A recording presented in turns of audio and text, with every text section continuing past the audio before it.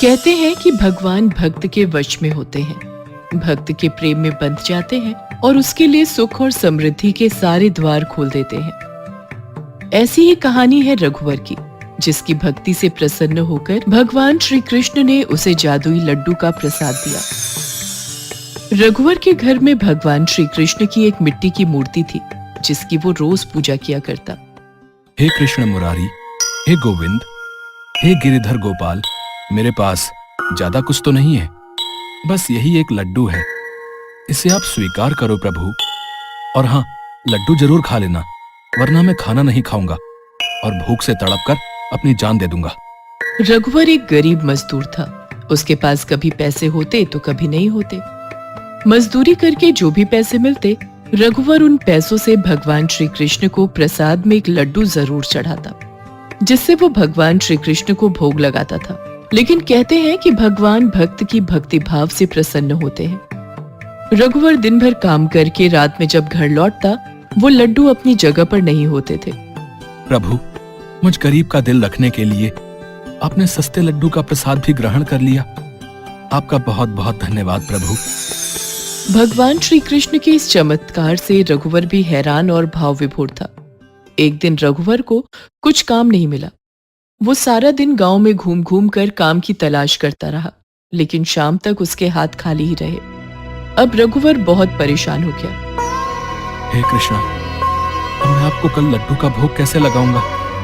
आज तो मेरे पास कुछ पैसे भी नहीं है। लेकिन आप उदास मत होना प्रभु, मैं कुछ ना कुछ करके आपको लड्डू जरूर चढ़ाऊंगा।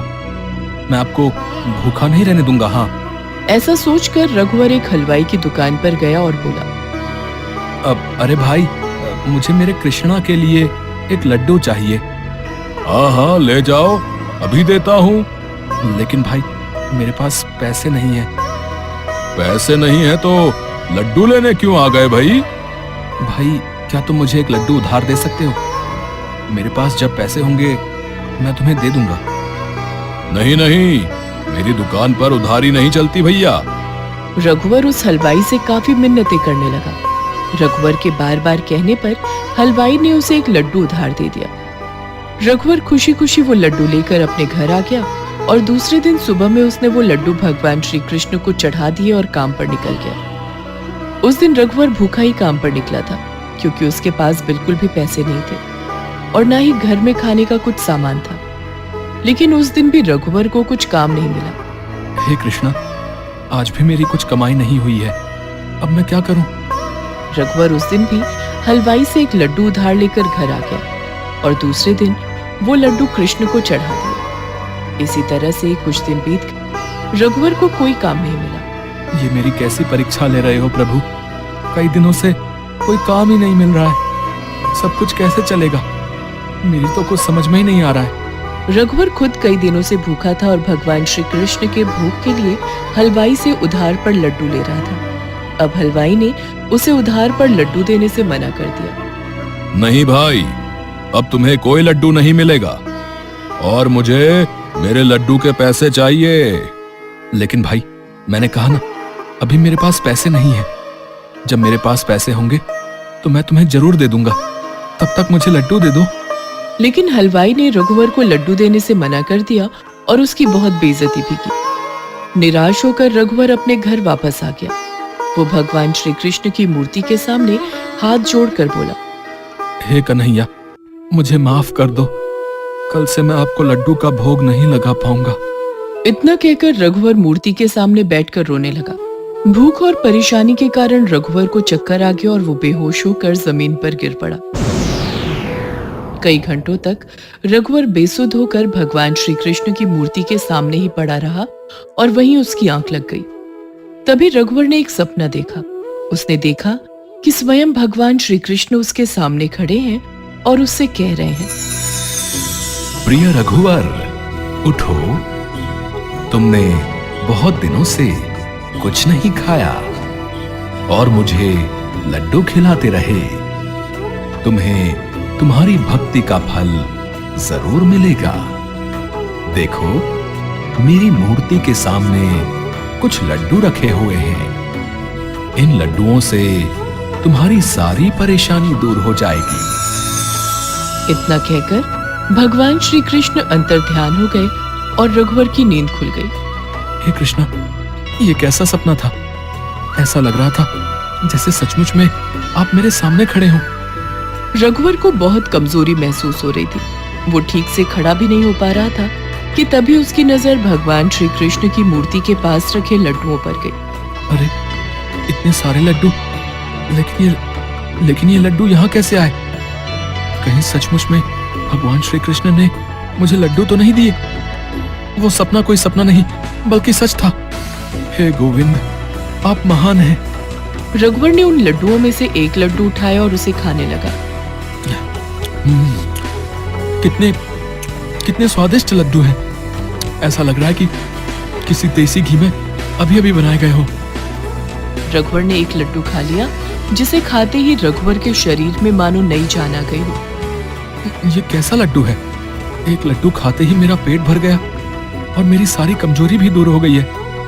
कहीं ये भगवान श्री कृष्ण के जादुई लड्डू तो नहीं? समझ गया प्रभु, ये सब आपकी लीला है। लेकिन इतने सारे लड्डुओं का मैं क्या करूंगा?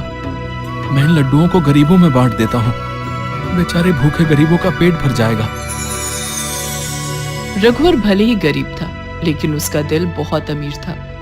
वो सारे लड्डुओं को गरीबों में बांट देगा, ऐसा सोचकर सभी लड्डुओं को वहां से उठा लेता है। लेकिन ये क्या? रघुवर ने जैसे ही सारे लड्डू उठाए, उसने देखा कि उन लड्डुओं के नीचे सोने के सिक्के रखे हुए थे। सोने के सिक्के? ये सोने के सिक्के कहां से आए? कहीं ये भी भगवान श्री कृष्ण ने तो नहीं दिए? रघुवर खुशी खुशी उन सोने के सिक्कों को उठा लेता है और सभी जादुई लड्डुओं को गरीबों में बांट देता है। उसने सभी को एक एक लड्डू खाने को दिए, जिसे खाते ही भूखों का पेट भर गया। अरे, ये कैसा लड्डू है? एक लड्डू खाते ही मेरा पेट भर गया। रघुवर सारे लड्डुओं को बांटकर वापस घर आ गया। लेकिन ये क्या? जब वो घर लौटा तो उसने देखा कि भगवान श्री कृष्ण की मूर्ति के सामने पहले से दुगने लड्डू रखे हुए थे। मैं तो सारे लड्डू लेकर गया था, फिर ये लड्डू यहाँ कैसे आए? रघुवर आश्चर्य में पड़ गया। उसने फिर से सारे लड्डू उठा लिए। रघुवर को उन लड्डुओं के नीचे फिर से सोने के सिक्के रखे हुए मिले। रघुवर की खुशी का कोई ठिकाना न रहा। उसने सारे लड्डुओं को ले जाकर गांव के भिखारियों और गरीबों में बांट दिया। जो भी उस एक लड्डू को खाता, उसका पेट भर जाता। एक लड्डू खाते ही मेरा पेट भर गया। अब कुछ और खाने के लिए पेट में जगह नहीं बची। ये जादुई लड्डू तुम कहां से लेकर आए हो? ये जादुई लड्डू मुझे मेरे भगवान श्री कृष्ण ने दिए हैं। जो भी रघुवर से उस जादुई लड्डू के बारे में पूछता, रघुवर उससे यही कहता। अब रघुवर के घर में रखी भगवान श्री कृष्ण की मूर्ति के सामने से लड्डू कभी खत्म नहीं होते। रघुवर रोज उन लड्डुओं को गरीबों में बांट देता और उन लड्डुओं के नीचे हर बार सोने के सिक्के रखे हुए मिलते। रघुवर ने कुछ सोने के सिक्कों को बेचकर हलवाई का उधार भी चुका दिया और अब वो काफी अमीर हो गया था। उसने अपने लिए एक बड़ा सा घर भी बनवा लिया। रघुवर ने अपने घर में भगवान श्री कृष्ण की मूर्ति की स्थापना की और रोज उनकी पूजा करता। भगवान श्री कृष्ण रोज उसे जादुई लड्डू देते, जिसके नीचे सोने के सिक्के भी रखे होते थे। रघुवर अब काफी रईस हो गया था, लेकिन वो अब भी सारे लड्डू गरीबों में बांट देता और उन्हें मुफ्त में रुपए, पैसे और कपड़े भी दिया करता।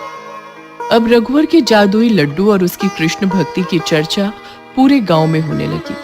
रघुवर के जादुई लड्डू खाने के बाद से अब हलवाई की दुकान पर कोई लड्डू खरीदने नहीं आता था।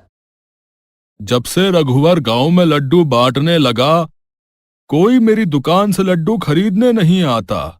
अगर भगवान श्री कृष्ण की वो मूर्ति मेरे पास आ जाए तो सारे जादुई लड्डू मुझे मिलेंगे और मैं एक लड्डू को 1000 रुपए में बेचूंगा, जिसके बाद मेरे पास बहुत पैसा होगा। उस रात जब रघुवर सो गया, तब हलवाई चुपके से उसके घर में गया और भगवान श्री कृष्ण की मूर्ति चोरी कर ली और उस मूर्ति को अपने घर ले आया। हलवाई ने श्री कृष्ण की मूर्ति से कहा, कृष्णा, मुझे भी जादुई लड्डू चाहिए। अब हलवाई को लगा कि भगवान श्री कृष्ण कल सुबह उसे जादुई लड्डू देंगे। और वो उन लड्डुओं को बेच देगा। ऐसा सोचकर वो सोने चला जाता है। दूसरे दिन जब वो सोकर उठा तो मूर्ति के पास लड्डू नहीं थे। मुझे कृष्ण ने लड्डू क्यों नहीं दिए? वो मूर्ति से फिर कहता है, मुझे जादुई लड्डू चाहिए। लेकिन उस दिन भी मूर्ति ने उसे जादुई लड्डू नहीं दिए। हलवाई ने गुस्से में मूर्ति को जमीन पर पटक दिया, जिसके कारण मूर्ति टूट गई। हलवाई अपने घर से बाहर आया और अपनी दुकान की तरफ जाने लगा। रास्ते में उसने देखा कि रघुवर पहले की तरह गरीबों और भिखारियों में जादुई लड्डू बांट रहा था। वो रघुवर के पास गया। अरे भाई, ये लड्डू तुम्हें कहाँ से मिले? ये तो मुझे भगवान श्री कृष्ण ने दिए हैं। हलवाई चुपके से रघुवर के घर गया। वहां उसने देखा कि भगवान श्री कृष्ण की वो मूर्ति अपनी जगह पर रखी थी और मूर्ति के चेहरे पर हल्की सी मुस्कान थी।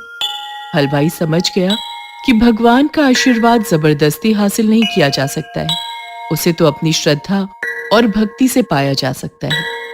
उसने भगवान श्री कृष्ण की मूर्ति के सामने हाथ जोड़कर माफी मांगी और अपनी दुकान की तरफ चला गया।